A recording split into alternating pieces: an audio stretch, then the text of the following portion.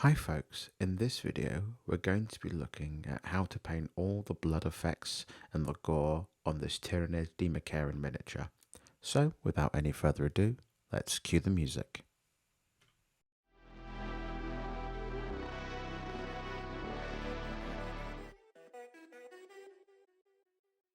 To start out with, I'm taking an old brush that is well past its life expectancy and is all splayed out, dipping it into some blood for the blood god, and kind of going ham on areas where I want there to be sort of the splatter or the depositation of fresh blood.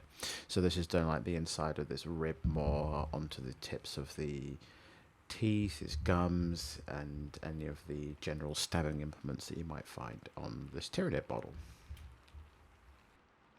The key thing to remember when applying any sort of blood effects is to do a little bit, put the model to one side, have a look at it, see what you think it looks like, and then come back and add more if you need to. It's really difficult to take this stuff away, especially if you're doing it over a nicely painted finish, so I'd always recommend doing this sparingly.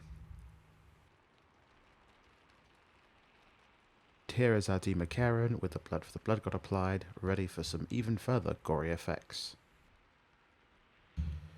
For the next step, I'm going to be doing some of the super popular stringy blood gore effects that you're seeing a lot on YouTube and TikTok at the moment.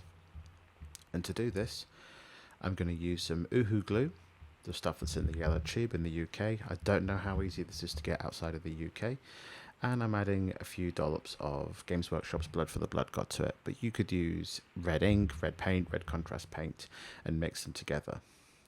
Now, it will start to go really clumpy and really stringy, and what a lot of these videos don't tell you is you have a very, very short working time with this.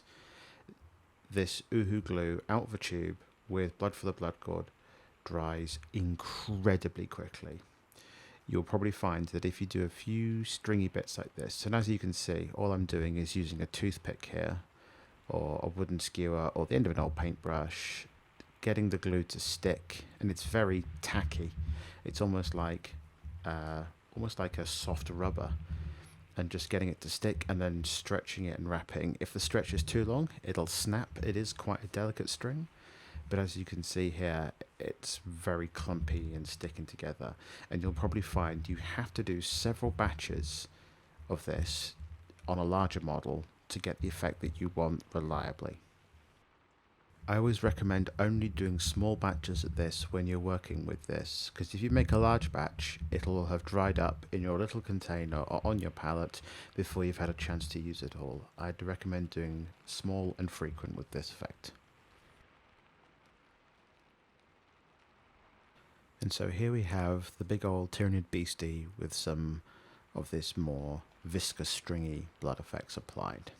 When you're doing long strands like this, don't be afraid to have to do several batches due to the very short working time, and I often find that if you're doing really long stringy bits that it is prone to snap, so don't be too worried if it seems really thin or it keeps snapping. You can just go mix up another batch and go back to it.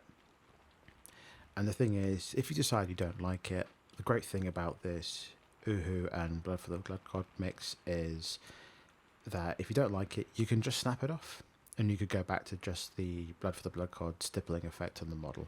So I will say, do be careful if you're transporting it a lot, because it can be quite fragile.